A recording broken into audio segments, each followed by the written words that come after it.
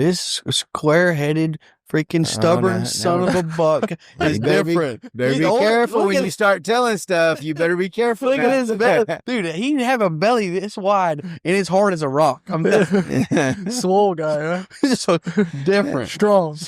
Flank them, Cat. Be careful. I will start telling Ty Harris stories and pay Cole not to edit it. I control this editing.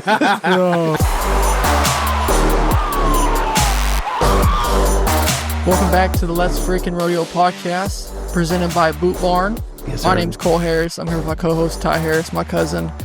And today we have a really good podcast, a great podcast. Sir, 8-time NFR qualifier, 2012 Reserve World Champion, my mentor, Justin Maass.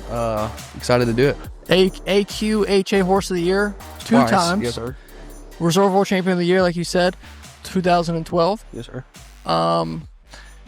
Elite horse trainer, sir. Elite calf roper, elite person. Dang, you'll make me sound special. I like that. Yes, keep talking. I'll just we gotta hype you up. This is a big podcast, baby. But I mean, first question. Calf roping you came from I guess you would call it the golden era of calf roping, 1999, 1998 to 2013. That's a golden era. Yeah, it was a fun ride, man. It was a good time, and I got to see a lot. Hey, I got to stop though. So, are there rules, regulations that we have to deal with, like right here? I mean, I know we're not talking about barrel race or leg lifts, but other than that, can we kind of... You say whatever you want, baby. Okay, all right, just making sure. You say whatever you want. Roy said some stuff, and then later that night he called me, hey, baby, edit this out. I don't want to get the barrel racers all stirred up or anything, because y'all have already taken care of that, so I figure we'll go different route. We got to keep them watching, so... No, back to the calf rope, man. I mean, I grew up roping with Cody Old, arguably the best to ever do it. And which means I got my butt kicked by Cody Old from the time I started going to the youth rodeos until I quit rodeoing, in 2014. So, and Fred and Joe and Roy, Roy made the NFR the last time I was there. It was just an awesome experience to get to rodeo at that time with all those greats. And, there's going to be guys that now are going to say the same thing. They're going to sit down sometime in 30 years or whatever it is, 20 years, and they're going to say, man, I got to rodeo with Ty Harris and Riley Webb and Shad Mayfield and, those kinds. But it was a great experience. It really was. I'd go back and do it all again. I say that all the time. I'd go back and do it all again the exact same way, even knowing the bad parts. Oof. That's saying a lot. Because that's what we're so excited about, sitting here and doing this with everybody, just hearing anybody that's ever made the NFR, especially so many times and done all that. There's so many trials and tribulations to it. So you can sit on the couch and watch the NFR and it looks pretty easy to you. But if you haven't lived it like you have, and now I get to, you don't realize what people go through. Oh yeah. It doesn't matter what sport we're talking about, and I feel like Zeke hit on that a little bit the other day too with y'all. It doesn't matter what sport it is. You get to the top of the ladder, man, it's hard. And there's somebody always right behind you that's going to knock that rung out from underneath you, and it's tough, man. It's a tough deal. And the national finals is probably the hardest place in the world to rope calves, in my opinion. There's guys that make it look easy. I understand that. But that's not an easy place to be a calf roper. It's a tough setup. Doesn't look like it on TV, but... that's why you get all those calls from people that are telling you that, what are you doing? How come you're not 7'5" every night? But it's tough. You should go into it because I know enough about calf roping to know, as a fan, the start at the NFR, millimeters off, you break it. Millimeters behind it, your calf is running to the back end. Plus to the pressure, how much money is at stake, but... the getting out of the barrier is definitely the key, because... you miss a barrier and you run 4 swings, and then the calf starts letting up at the back gate, wanting to go different directions because, you get down there fast and they're looking for somewhere to go, and they get harder to catch when they start moving. So, yeah, tough deal. What did you think 2018, young kid by the name of Ty Harris rings up your phone and says, hey, I don't know how the conversation went. You have to tell a story. Rings up, this is how it went in my head. Maass, I got to make the NFR. I'm not good enough. Help me get there. How'd that go? Well, you actually showed up before 2018. The first first couple times when you were younger. You Yeah, came a couple like I was in times, high but- school and I'd come rope with, and I'd Right. come rope with him and stuff, you know, and he can probably go into that. I know his girlfriend at that time, now his wife, who I am a good friends with now. Charlie didn't like me very much, tried to run me off a couple times, but I come in high school. We're not. Well, hey, I'm not gonna. That's where I'm gonna put the limits. We can't tell all the Ty Harris stories. I know because you know. So yeah, you can just go into that if you want. But I'd been there before and came and roped and stuff and everything, and had tried some horses and everything. And in her defense, she didn't dislike him. She just thought, man, this dude has got some swag for 15 years old, 16 years old, whatever he is. And the thing is he would try not to have swag, but it still was just the Ty Harris effect, man. I mean, Ty Harris effect. We all get it. Don't get that started. Man, there. he did. He showed up a few times, you know, and I remember one phone call in particular. He called me and he said, "Hey, can I come rope?" And I said, "Yeah, man, but I mean, I'm busy. I mean, but we'll fit it in. We'll get it done." And he's like, "I really need to come rope. Every time I leave your house, it seems like I win something." Do you remember that conversation? And I remember that phone conversation, you know, every time I come rope with you, it seems like I leave and I go win something. So I really want to come rope. And it actually, that meant a lot. I was like, man, this kid is really talented. He knows what he's doing, but yet he still feels like he wants to come here and rope and get tuned up, you know? What is it about Justin Maass? I mean, Ty Harris, Caleb Schmidt, Scott Cormos, I mean, the list goes Cade on. Swore. I mean, you can talk about it. Weston Hughes. I mean, why do they all want to come through Justin Maass? I don't know. I guess I'm just a cool guy. Come on, now. Don't be humble now. No, you know, honestly, I think that I'm able to convey some of it in a way that they understand, because I'm good at figuring out how people learn, because everybody learns differently. There's people that I can tell them do this and they go do it. There's people that I have to show them what they're doing on video, or I have to show them how somebody else is doing it on video for them to figure it out. And I think I'm able to, probably my best talent is figuring out how to teach Ty Harris what I'm trying to teach him. You know what I mean? Mm-hmm. And the other thing is, I tell people all the time, everything I do isn't going to work for you. Mm-hmm. It's not. You have your own style, your own nuances in which in how you rope, but you got to be able to have the right mindset. That's the biggest thing is, man, if I would have been able to, if I'd have realized the power of the human mind in 1997, instead of being 45 and going, damn, I can actually speak some of this into existence because we can get into there and make it happen. I should have been way better than I was, to be honest with you. Like, I mean, I look back, I go watch videos and stuff now, and I'm like, damn, I was probably better than I thought I was. I didn't realize it, you know, and it probably kept me from getting a couple of those buckles that we want to get. And that's something that I talked to Ty about, is don't let getting worked up and worrying about things affect your performance. Just do what you can do, you know, because it's good enough. Don't try to win first, because third and fourth pay a hell of a lot better than nothing. I'll tell you one thing, and I think anybody that really knows Justin throughout the years would agree with me. Just a winner, a competitor, and he conveys that through everybody that's around. Whether it's whenever you're about to leave to the rodeo, he don't say good luck, and he tells anybody that says good luck, they're stupid. He says go win, because that's when you leave his house. He tells you go win because that's what he wants you to do, and you don't believe in luck. And I truly believe that that's what the roping coach, obviously 8-time NFL qualifier, has a lot of knowledge about calf roping.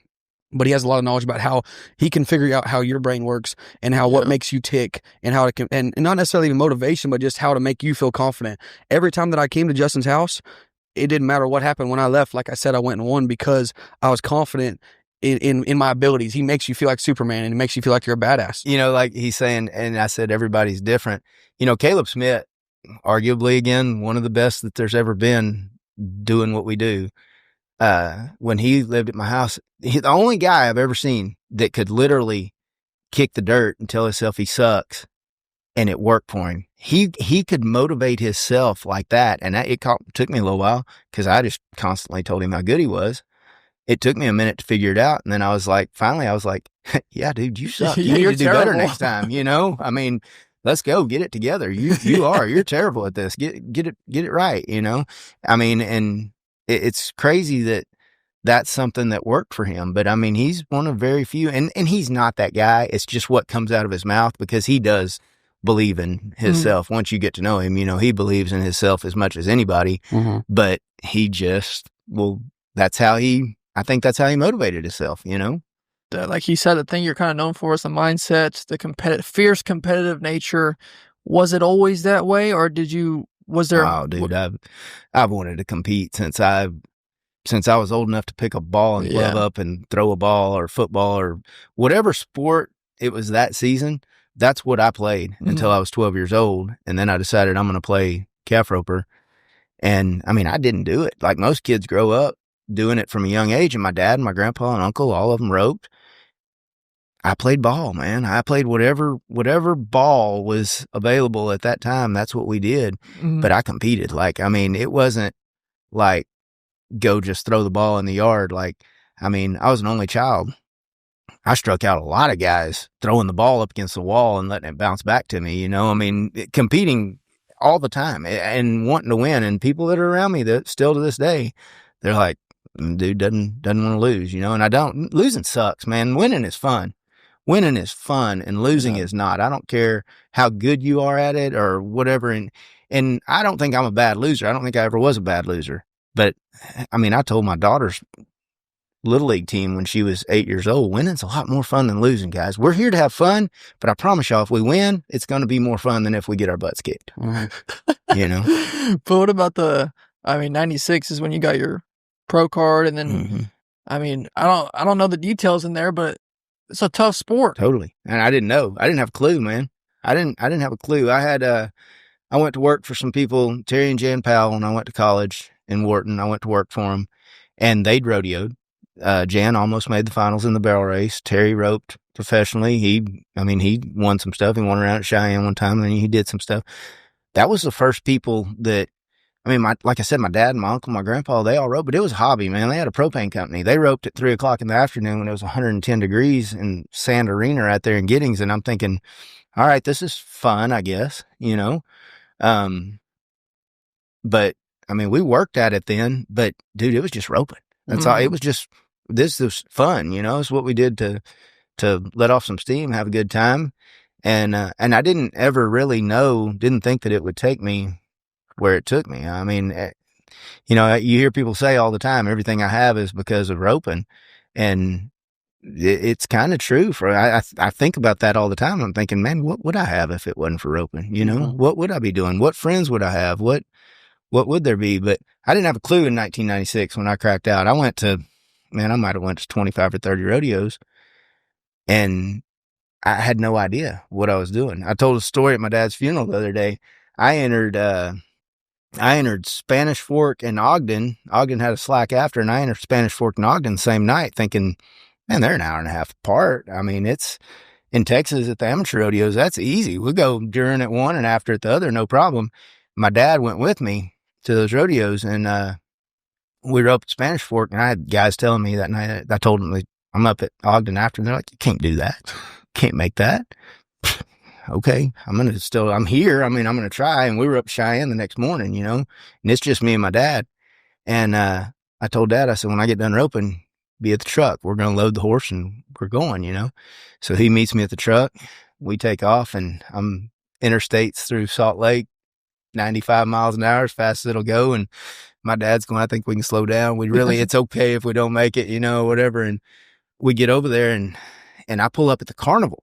On the side of the carnival at Ogden. I have no idea where I'm parking. I don't know where I'm going.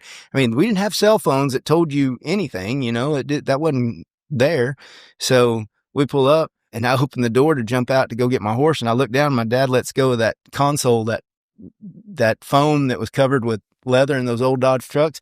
And there's a perfect handprint on that console where he was squeezing He'd been down gripping that sucker. I mean, he was squeezed down, scared to death, but we made it. I roped that night, didn't do any good, but I made it from, Spanish Fork to Ogden. I didn't have a clue what I was doing. And really, I should have went and got some help. I should have done what Ty did, or Cade, or Scott, or Caleb.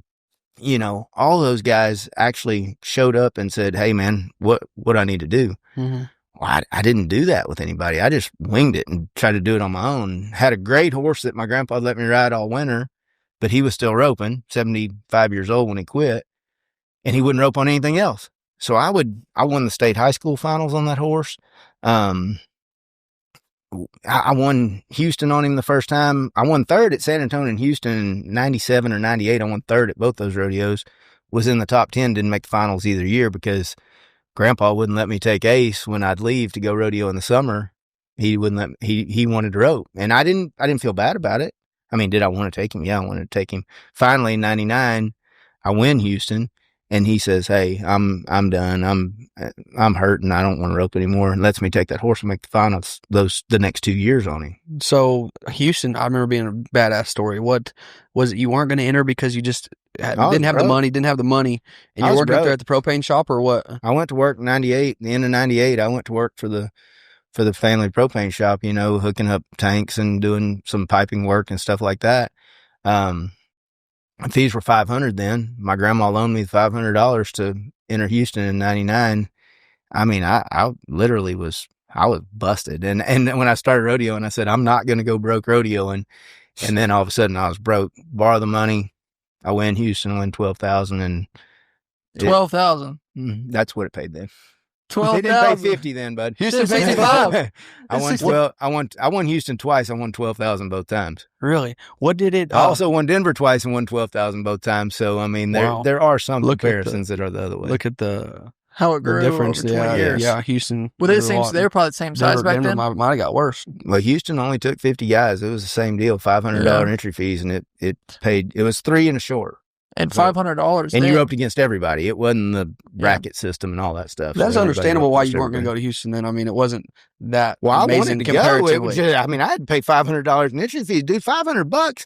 I mean, today it's some money, but then that was a lot of money. $500 entry fees were unheard of at that time. That's crazy. We didn't go anywhere and rope for that much. Mike Johnson's roping. Yeah. And I didn't enter it sometimes because it was $1,000 to enter, I was like, I can't $1,000. I don't know nothing about entering, but it doesn't even seem like $500. Yeah, it seems like $250, $350. Everywhere we go, a lot of times at the average rodeos, it's $420.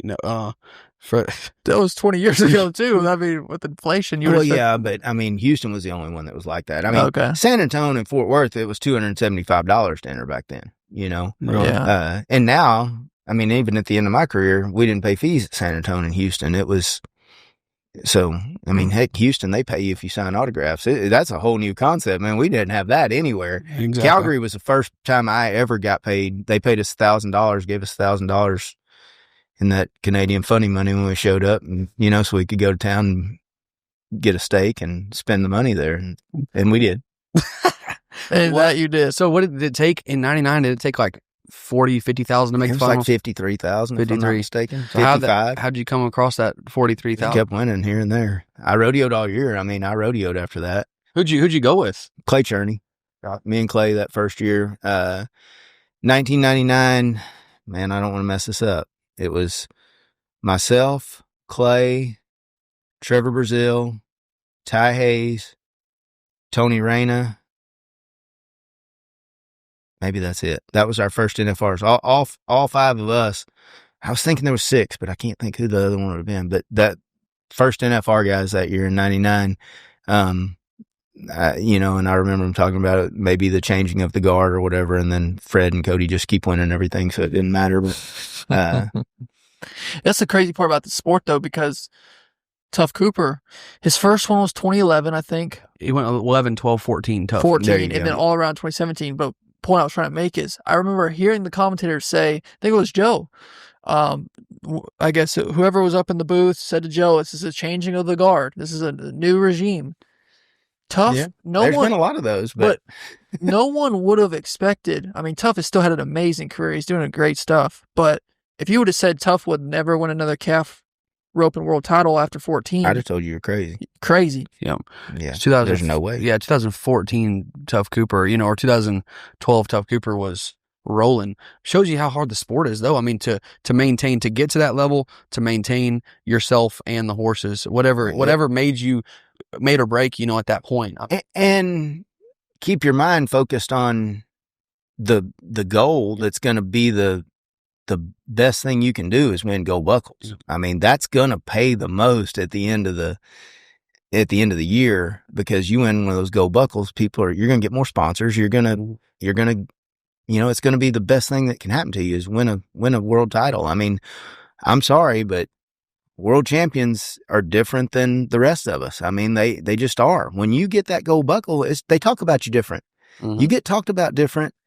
You get more stuff, man. It's just how it is. Even if it's just one a or big whatever. deal. Yeah, I mean, it doesn't matter. And sometimes I think people lose focus on that needs to be the goal instead of all this other stuff that you can make money.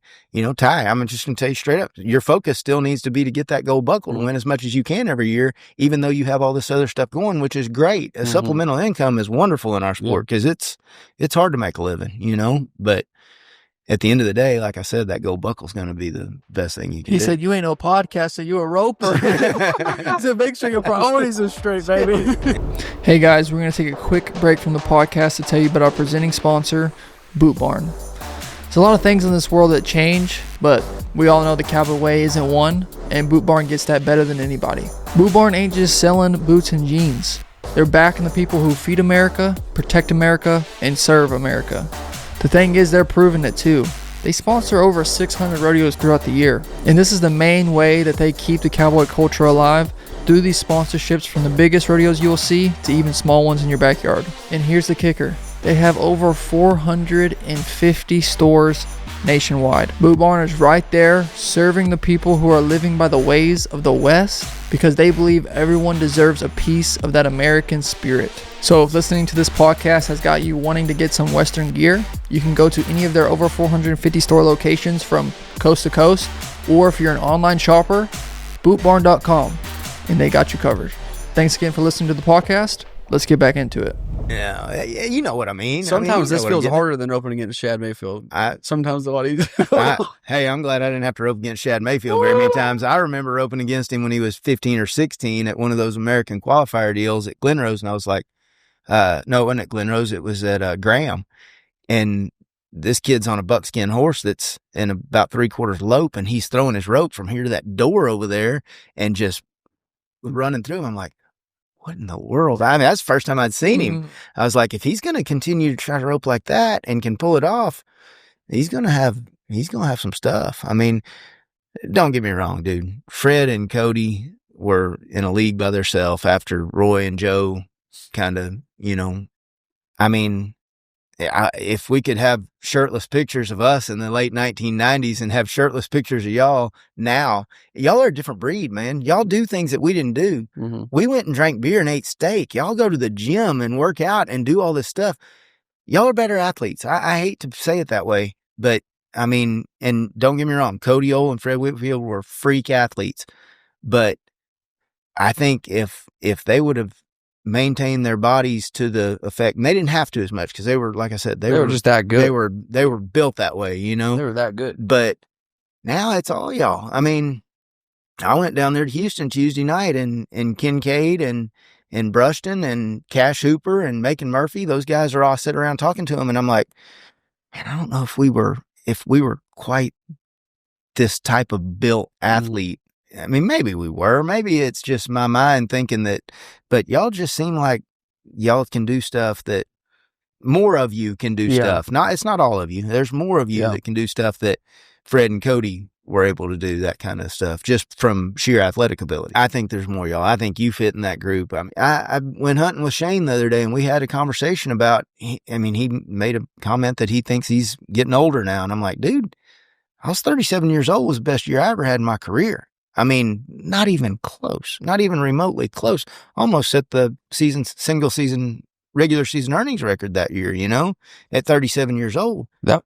But it was because I was smarter and got in a groove, and I figured out a deal with a horse, and it just, no different than riding peso. And now you have that confidence that when you ride him, you're going to win. Yeah. I mean, I had that confidence. Luckily, it was my own. I didn't have to pay the mount money, but there you go. I mean, it's part of it. You have to do that.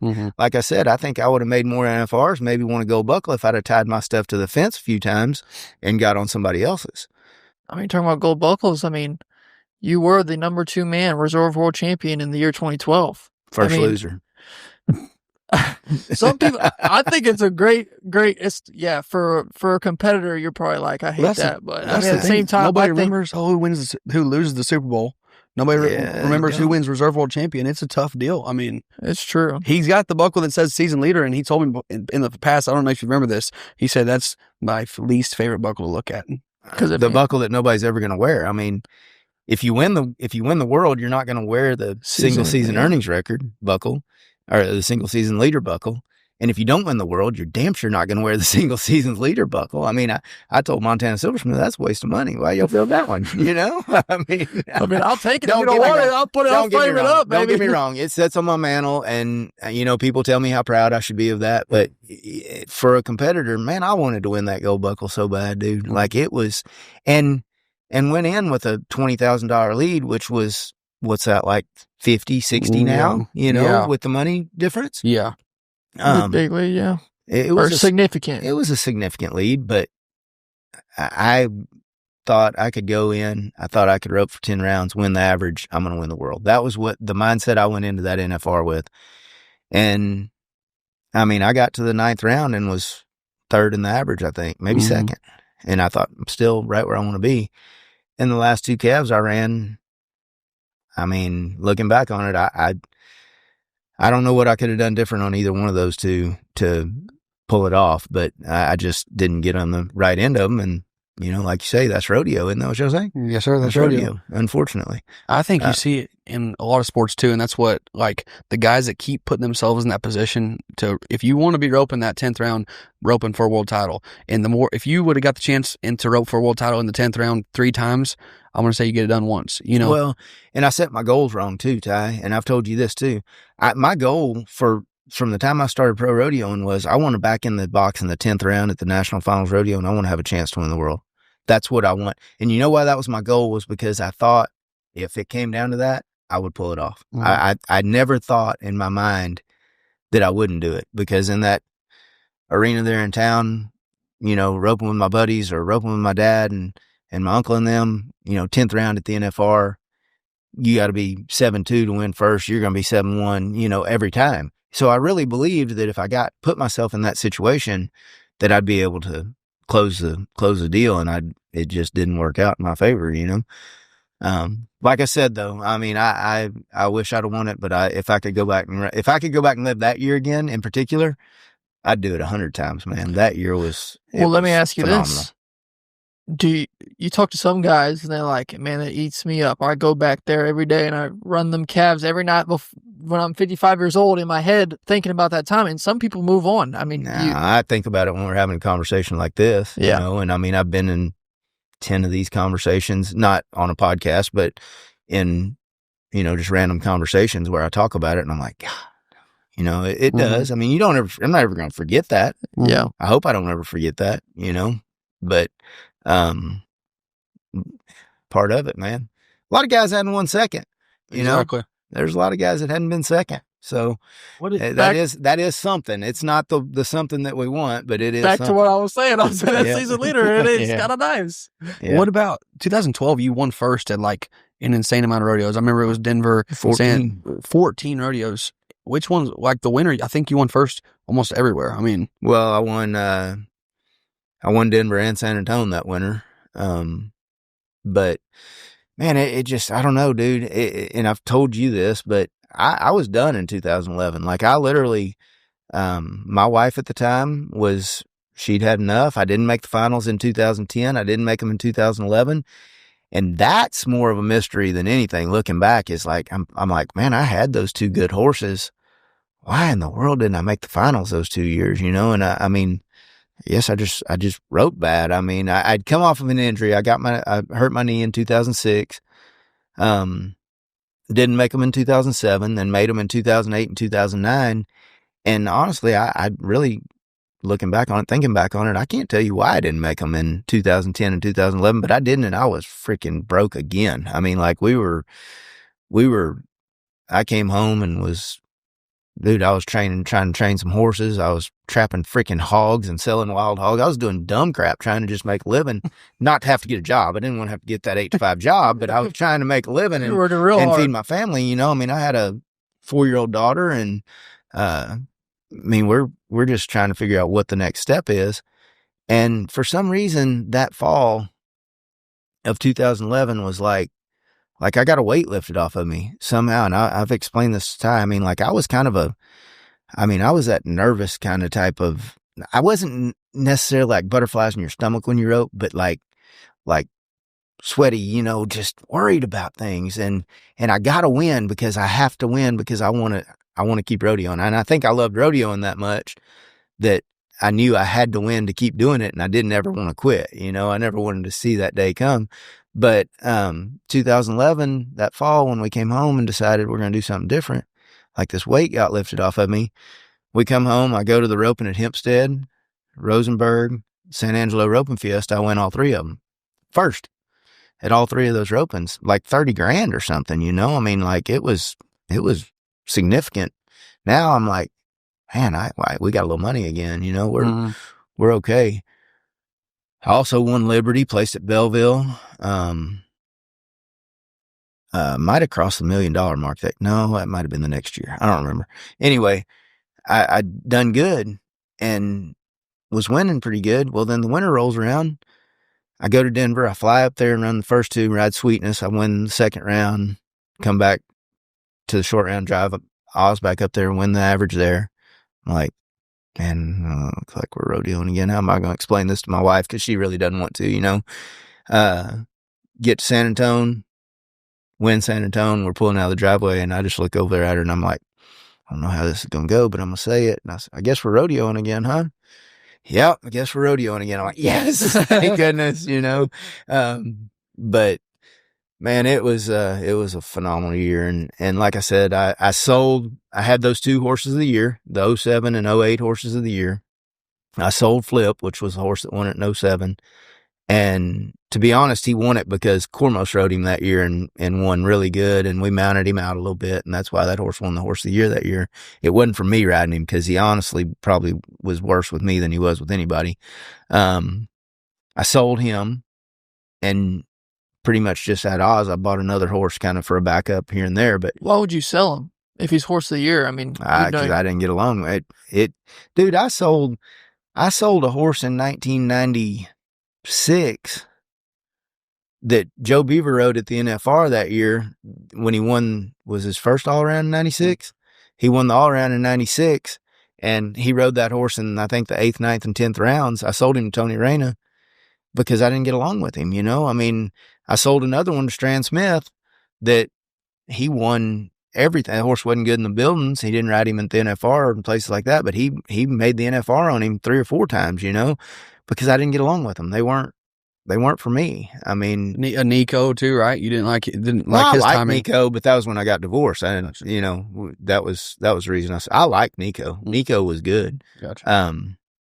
Had I had Nico and Oz for a significant amount of time, more than that, I think I'd have done even better. I bought Nico in 2013, which was the last year I made the finals. But man, the power of the human mind, once again, I'm telling you, if I'd have known how powerful it was and been able to harness that a little bit, I'd have been better, because when I lost that world title in 2012, I made the finals again in 2013, but I never roped the same way again. I never roped. I never was that guy that I was in 2012. You know, I mean, I won rodeos like Dodge City and Nampa and Caldwell. I mean, I wasn't winning. I'm not talking about winning like Liberty. I mean, I won Liberty, Texas that year in 2011, but You're winning that big wasn't rodeos. what I'm talking about. I'm talking about I was winning rodeos that meant something, you know, $10, $12, $15,000 rodeos. And I never was that guy again after that. And I think it was, I'm not going to blame anybody else, because it's me at the end of the day. It's my mind. I have to be in control of that. But there were circumstances outside that changed, you know, life stuff. And I mean, I've seen arguably the best guys in the world go through life stuff and not be near as good at calf ropers as they were when everything was good, you know.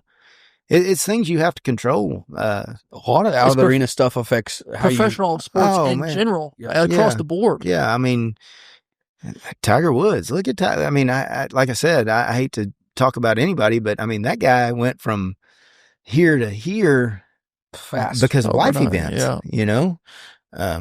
And probably never did actually recover. I never did either. I mean, I quit rodeoing in 2014 because I had half custody of my daughter and I couldn't be gone. That was more important, so I stopped. But I think I could have made them another couple times. I mean, I made the top 4 at the American twice after that, that's no walk in the park to get through those qualifier deals and get to that. So I think I still roped good enough and still had a good enough horse.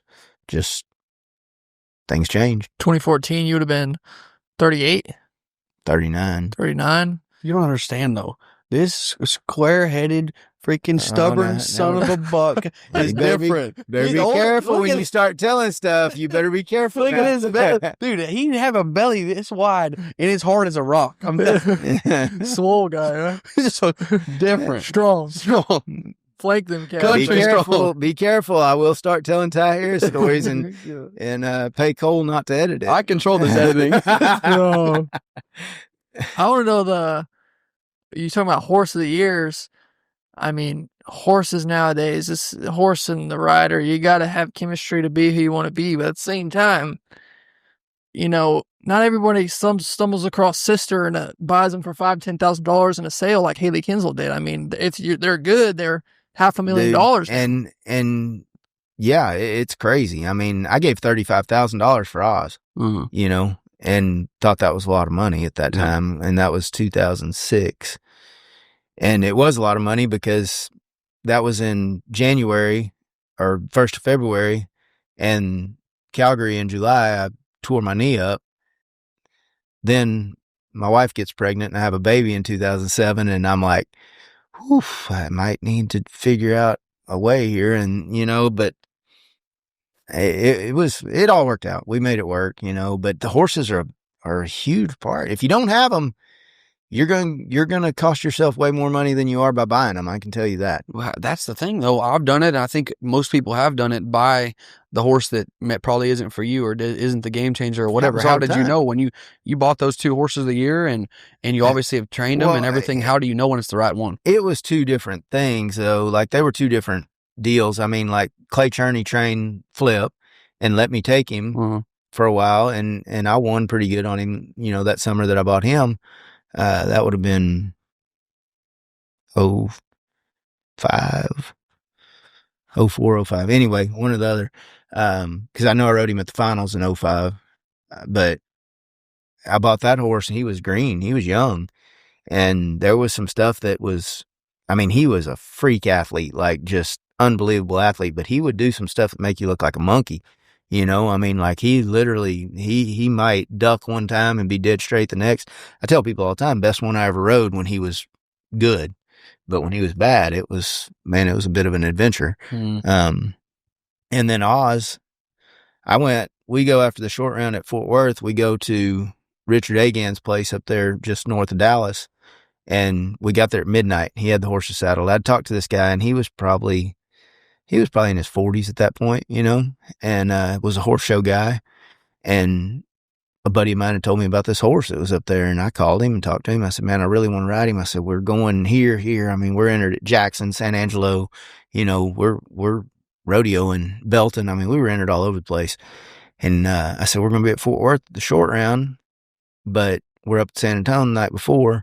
I said, when can I come try him? And he's like, well, what are you doing after you get done at Fort Worth? I said, well, I don't know. We're going to Jackson. We're up at Jackson in the Slack on Monday or whatever it was. I said, we're just going to head that way or whatever. And he goes, well, just come over there after the short round at Fort Worth and come ride him. So I go up there and ride this horse, and I run 3 calves on him, and I'm like, this is it. At midnight. This is it at midnight. And I said, 3 calves, I'm telling you. And I said, I want him. I said, I'd like to ride him. He'd never been in a really in a big performance or anything anywhere. And I said, I'd like to ride him for money somewhere if you're good with that. And he said, yeah, I understand. No problem. He said, take him. I said, no, I'm not asking to take him. I said, come to Belton next, whatever we're up, whatever day it was, Thursday or whatever. I said, bring him down there. I'll ride him down there and see. No. I want you to know. I want you to take him. Only person that's ever really done that with me that just said, hey, just go take him. Let me know if you want him If you don't, bring him back kind of deal. And I understand why people don't do that by all means, but he did and took him, placed in the first round at Jackson. Call my vet in Amarillo, tell him I'm going to go run my first one at San Angelo, and then I'm going to bring him up there and vet check him. Get to San Angelo, win the first round at San Angelo, call the vet and said, hey, never mind that vet check. We're not going to worry about that. We're just going to buy the horse, you know? So, and it worked out, you know? And I mean, that was the best horse I ever owned in my life, you know, by all means. It's a risk. I mean, you are sitting on a 4-bedroom house, 4,000 square feet, the 2,000 square foot 4-bedroom house right there. I mean, God, I mean, pulling that trigger. I mean, do you have, is there but you buy the right one, you might be living in a 6-bedroom house with gold floors. You never know. I mean, what's your checklist? If you're looking to buy a horse, you're like, do you have a checklist? Okay, he's sound here, and then, okay, let me really consider buying him now. Sound is a big deal to me for resale value on horses. Now, if I was rodeoing, sound that they're not going to be, I mean, dude, how many of you seen this guy run when he wasn't sound? You know, sound is a thing. I'll tell you, I'll go back to the old horse that I made the finals on the first 2 times. Toughest horse I ever knew of in my life. He got sick in 2000 at Lovington, and Trevor Brazil tells me to take him to Timber Creek Veterinary Hospital up there at Canyon. Take him over there, and he's sick. Like, he's got to stay there. We're headed to Caldwell, and he's got to stay there. I leave him there. Vets called me about 3 or 4 days later. He got well enough. They went out and tried him on the concrete, and the vet calls me. He goes, "This horse works." So, every time. Every time. I mean, he does it no matter what. He said, this sucker might be as sore, crippled as any of them we've trotted out here in a while that were actually functioning, going places. He said, "Can we inject him and try to do something?" He said, "I won't even charge you." I said, "I just want to see what it does." So Dr. Veniclausen injects him, and Chris Morrow ended up he's one of my best friends in the world. First time I'd ever met him, but they inject this horse. They get him well. I go pick him up. About 2 weeks, they call me. "Hey, how's it going? Is he better?" No, he still just works every time, just like he did before. I mean, honestly, I was like, if he gets any better, it's going to be too much, you know? Yeah. I mean, Oz was kind of that way. If I injected him and took care of him, and he wasn't totally sound either, dude. Totally sound's overrated. Being tough and having some heart, that's what makes it. No different than the ropers. The horses are the same way. You get a tough one that's got some heart, being 100% sound, there aren't very many anyway. People say, "Oh, mine doesn't have anything." They all have something, man. They're just like us. Something aches and pains. It's the good ones that it doesn't matter, you know? I mean, you can fight through some stuff. You put your mind to it, and those good horses do the same thing as we do. The horse and the rider connection, you got to have it. It's the most pivotal part to be successful. But at the same time, I mean, everyone's looking for the horse. They want to buck up and do with what you got and make the best of it. Well, I got off on a tangent there about the soundness too, but honestly, what I looked for was that feel. Like I said, when I rode Oz, the first 3 calves I ran, I knew it was that feel that I wanted. Joe Beaver rode him at Pueblo. Oh, shoot. Oh, man, I don't know what year it was. It wasn't long after I bought him, probably 2008, something like that. I go to Pueblo. Everybody had their stuff at Walla Walla, you know, or San Juan. And I took my stuff over there and was at Pueblo. And I think Cody rode him, and Doug Farr, and me, and maybe one more, Joe. And Joe rides him, and he rides back up there, typical Joe Beaver fashion. He hands me the reins, and he goes, "Well, I didn't know what everybody liked about this son of a bitch so much until I rode him right there." He said, "I really didn't think he looked that good, but I get it now. That's a winner," you know, and hands me the reins back. And I mean, there's a feel on some of them, you know. Yeah. I mean, there's been a lot of horses I watch on TV, and I'm like, I don't know that I love that one so much, but that guy sure wins a lot on it. Mm-hmm. How many times? Or some that I think are absolutely phenomenal, and they don't ever win them, you know? I can't tell you how many times this guy would tell me, "Don't worry about that damn video. How'd it feel?" I'd give somebody a phone video this horse and trying to, you know, don't worry about that video. It's true. Yeah, it is really and truly. The video is the biggest blessing and biggest curse that we've had in rodeo, in the calf roping for sure. Because man, I mean, and this guy would pick it apart like none other. And I'm like, quit worrying about it so much. It doesn't have to. I mean, I want a lot of money with 1 or 2 or 3 mistakes, even small mistakes in a run, as long as you keep moving forward. Hell, Riley Webb is the epitome of it. That guy is better at moving forward no matter what's happening than anybody I've ever seen. He is a master at continuing to move forward.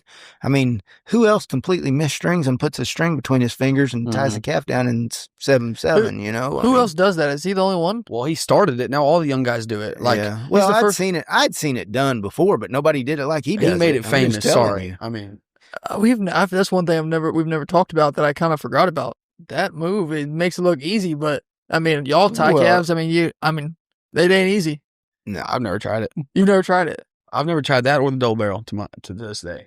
You have tried that. I've never double barrel. When?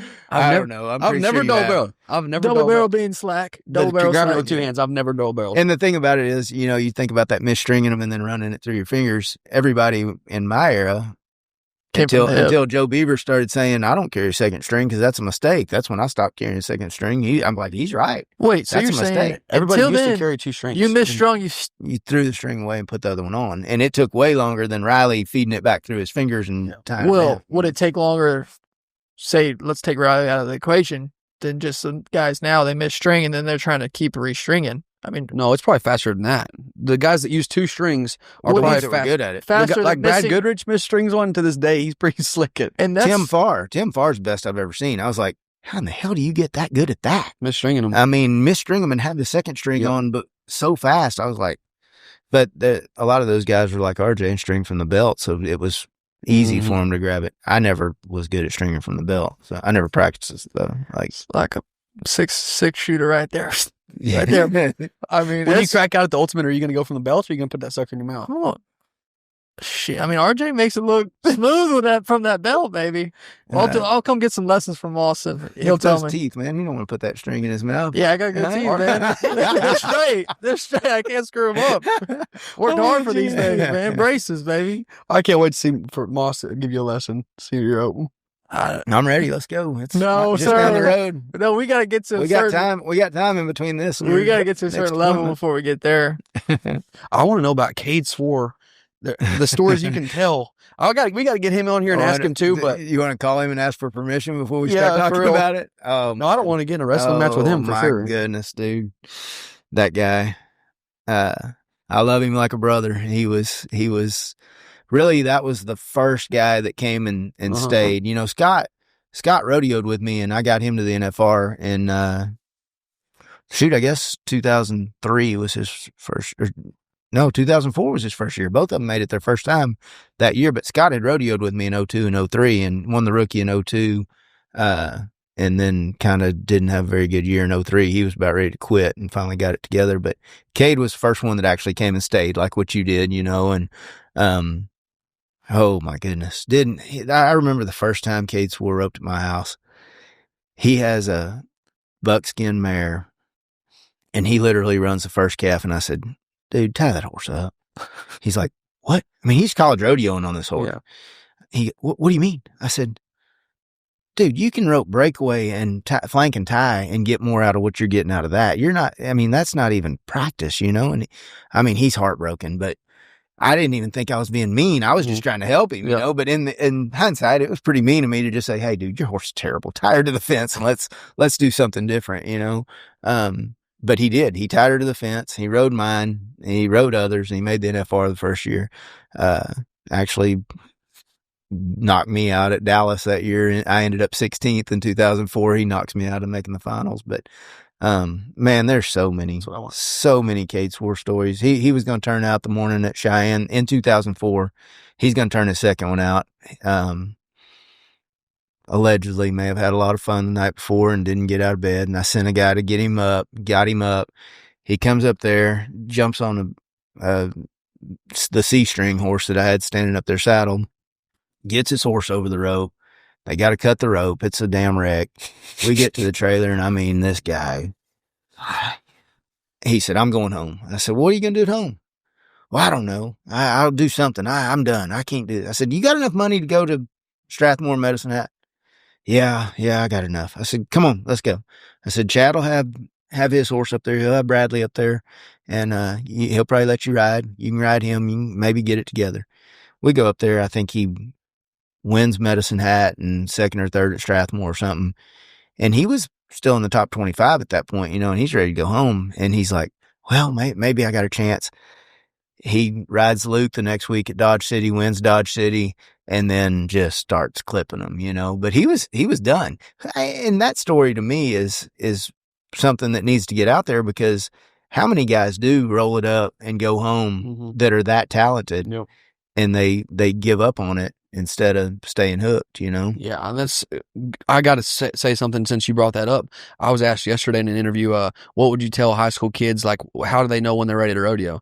I said, that's between them, their parents, their family, their support system. When you are ready, you have the financial support ready, and your horse is ready, or a couple horses ready. That's when you need to go. But my biggest piece of advice would be, when you go, you're all in all year. Unless you break a leg or you have something catastrophic happen, you need to be rodeoing from the time it starts to the time it finishes. And I don't care if you finish 150th or you win the world.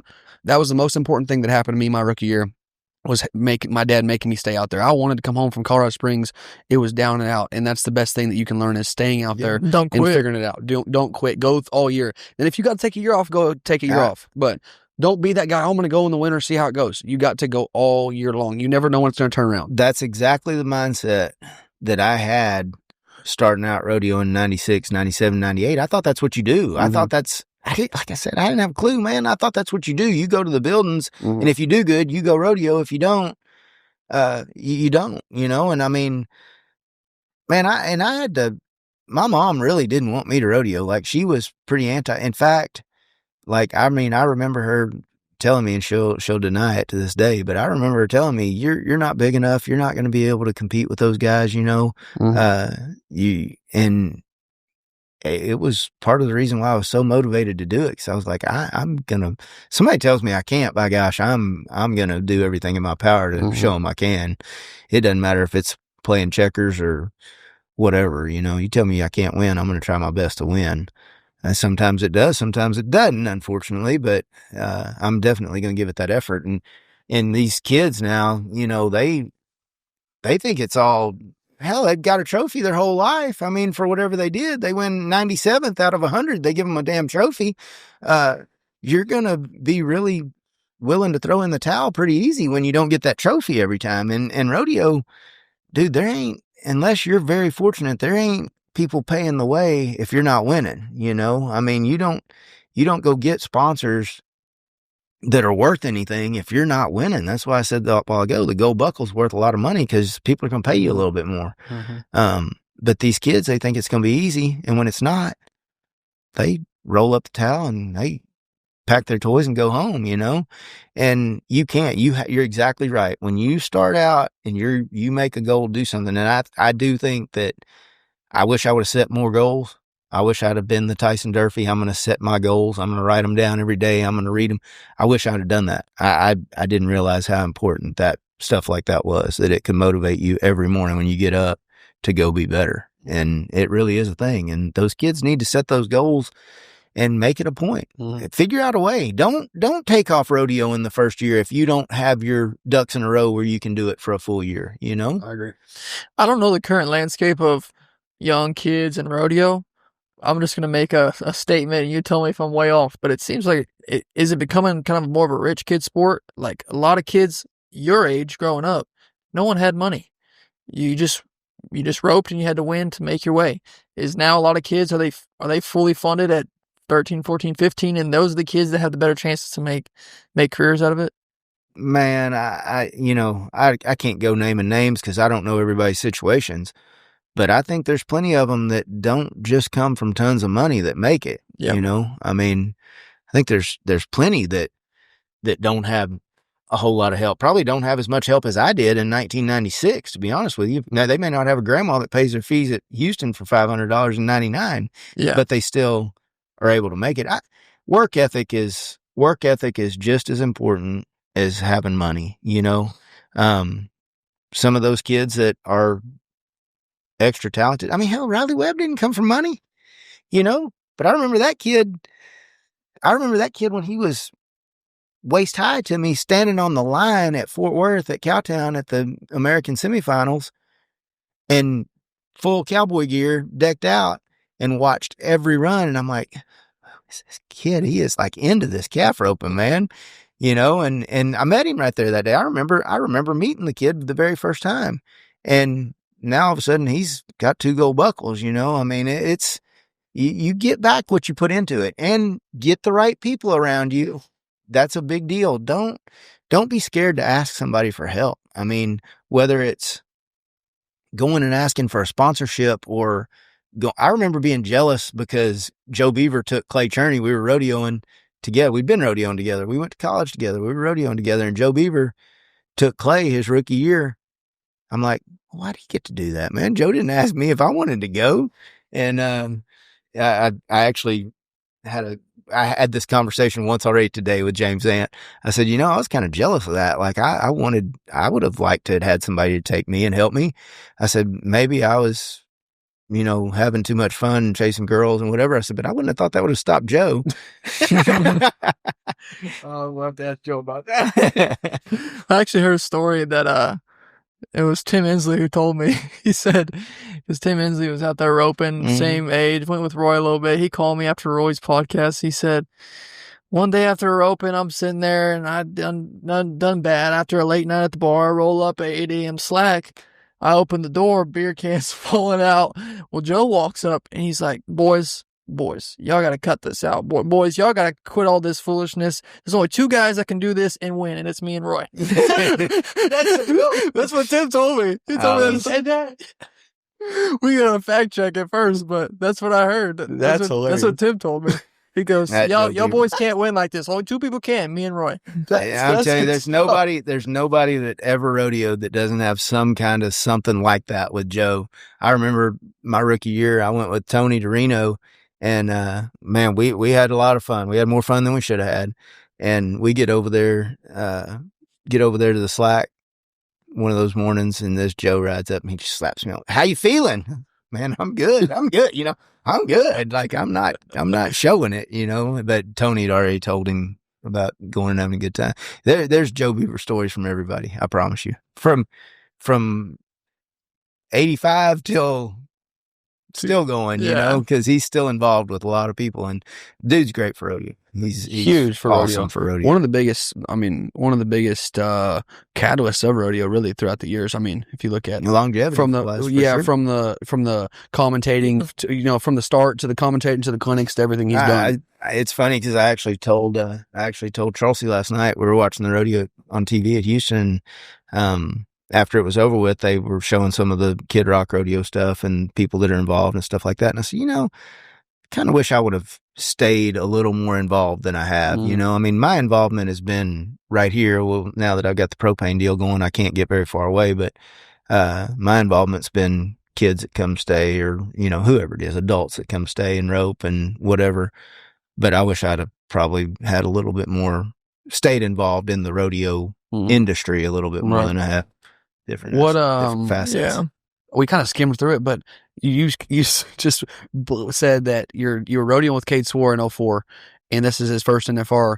He goes to Dallas and knocks you out of making it. I mean, like, I don't think a lot of people grasp that how crazy that is. That you rodeo with this guy all year, you spend all this time. Yeah, I was sad and happy. I was sad and happy all at the same time. I was at Decatur at a roping that day when he was down there roping. I didn't get to rope at Dallas. I didn't get in. It was a tour finale, and he made it. And they called me and said, "Man, he got you. He ended up winning first. He knocked you out." I was happy for him, but man, you know, being 16th is the worst feeling ever. Like, that's worse than being second by far. Being 16th sucks. I mean, it's bad. But I was happy for Cade. I mean, he made his first NFR, and then, you know, he made a couple more, and then he went through a spell there where he had straight running hell, and then finally got it back together again a little bit. I'm not going to say because he moved back to my house, but he might have had something to do. Did you have a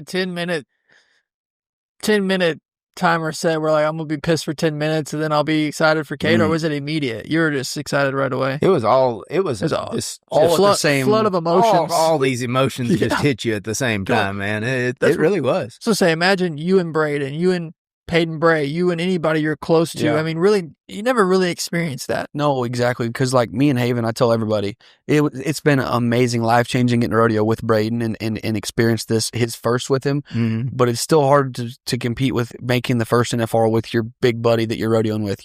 Being a younger guy and qualifying for that first NFR when he come from Montana, sale barn kid, he didn't know nothing about it, and he didn't know probably if he could do it. He was very confident and bad son of a buck, but I didn't know if I could make it. I remember walking around at Spanish Fork at Clint Robinson's house, and I'd been struggling, and me and you were on the phone, and I'm pacing around like I do when I'm talking on the phone. He's walked 954,000 miles talking on the phone. And he says, we got to figure it out. I said, I know. That's why we're on the phone.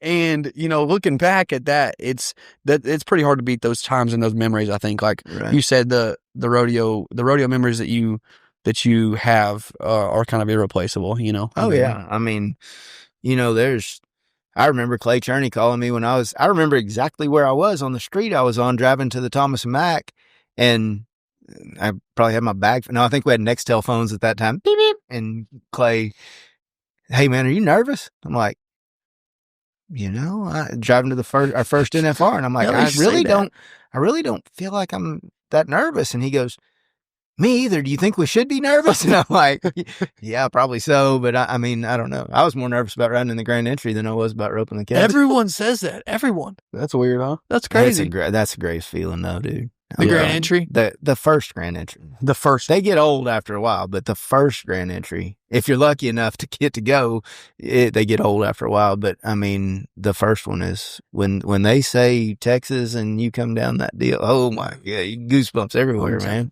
Still, cool. Right now. I try to tell every first-time NFR guy that I see that I come in contact with, no matter what event they are, enjoy it, baby. Take that in. Take that in. I said it never gets better. I told Dylan, I told Braden, I said, just take it in. It never. This is as cool as it gets. The feeling of going through that first Grand Entry and even the back number ceremony, whatever it is. I mean, it's always special, but that first one is. I mean, 8-time NFR qualifier. What was the back number ceremony back then? Was it as big of a deal? Oh, it was at the Gold Coast, man. You should, if y'all could have experienced the Gold Coast. Oh my goodness. I mean, don't get me wrong. There's more people now and stuff like that, but holy goodness, everybody. It wasn't. They didn't have the MGM and, Mirage and all the people spread out here and there and everywhere. And everybody was at the Gold Coast. I mean, literally, if you were in town for the rodeo, the back number ceremony, the buckle presentations, I mean, everything was at the Gold Coast. Patrick Gahn, I mean, he was the man, he started the whole deal, or was part of it, and he owned that thing then, and it was huge, man. It was everybody was there. It's a party now, so I can only imagine. It was. I mean, but yeah, partying was different, but yet the same back then. It was definitely a party for sure. Yeah, it was different. Hey, dude, I won second in the first round of my first NFR, and I won second in the third round of my first NFR, and it paid $10,000 to win second. Then, so I'm $20,000 in the bank. And I'm pretty sure I left Vegas $5,000 in the hole. I mean, we bought. And the worst part of that is I went for 17 rounds after that and never got another check at the national finals. That's the worst part of that story.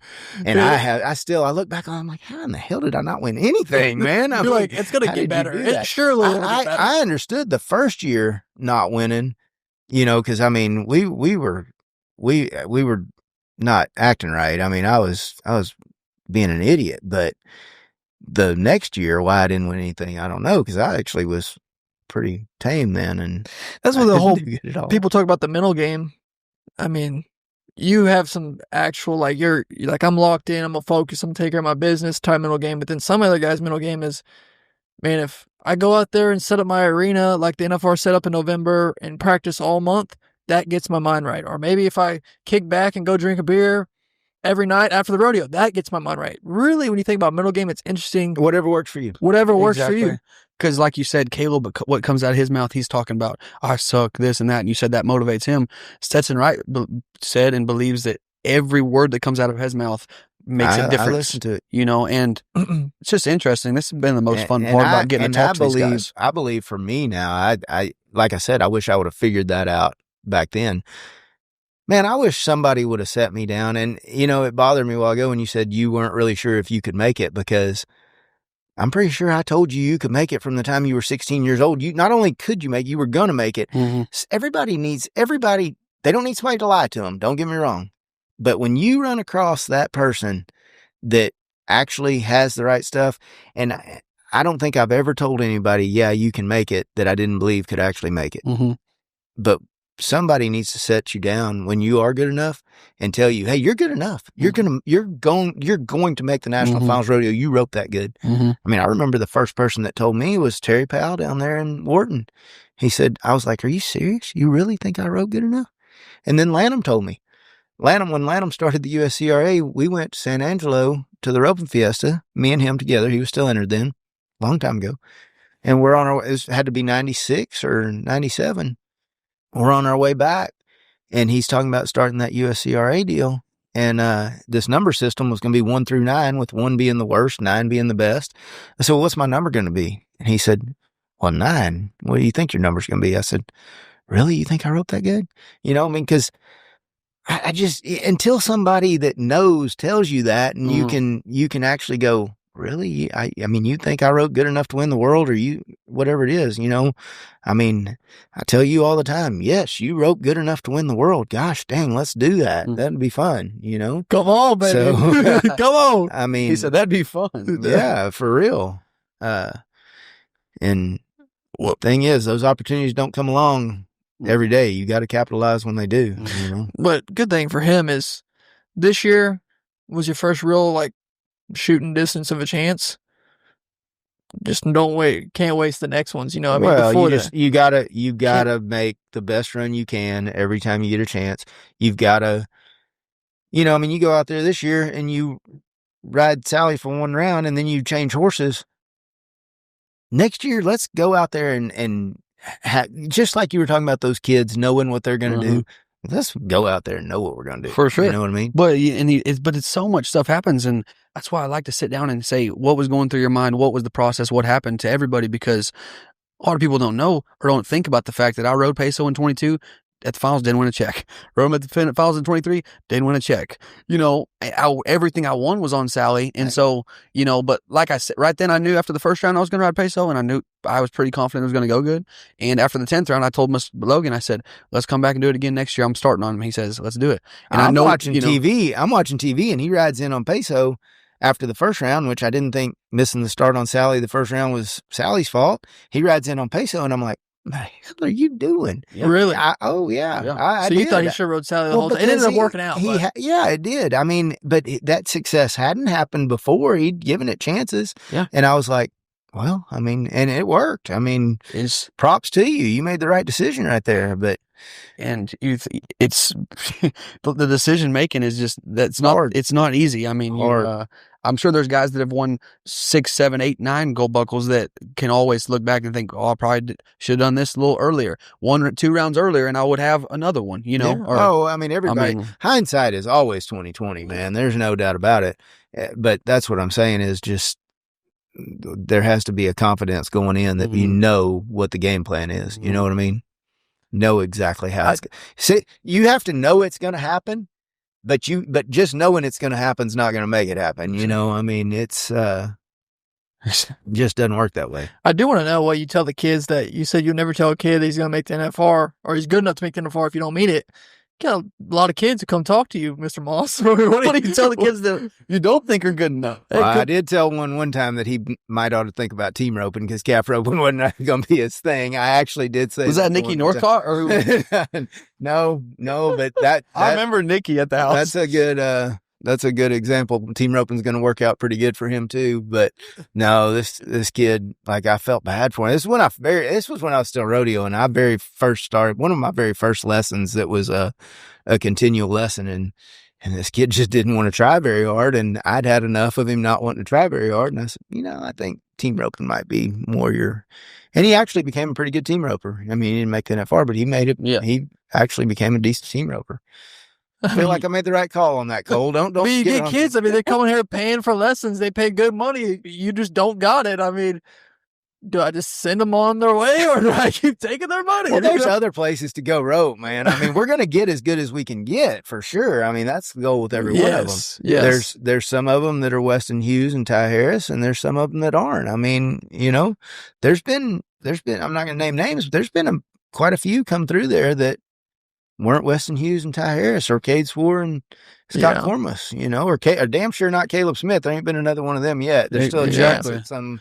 But they're all. But the try, you know, when a kid just doesn't want to try, no matter what you do, then you know that's it. There's might be 15, 16, 14-year-old kids that aren't ranked yet, but as long as they're trying hard and they, you know, they're focused, there's no telling how good they could be. You know, dude, it makes me sad that Weston he's not going to be able to have the career that he should have been able to have.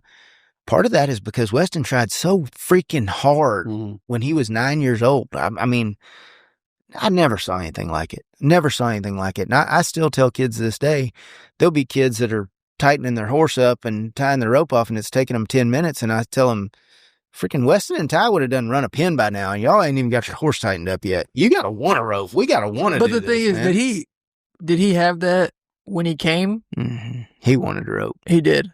So all of the guys who are the success stories, were they lazy? They got to you taught them a lesson, and then they turned it around, or they all had it?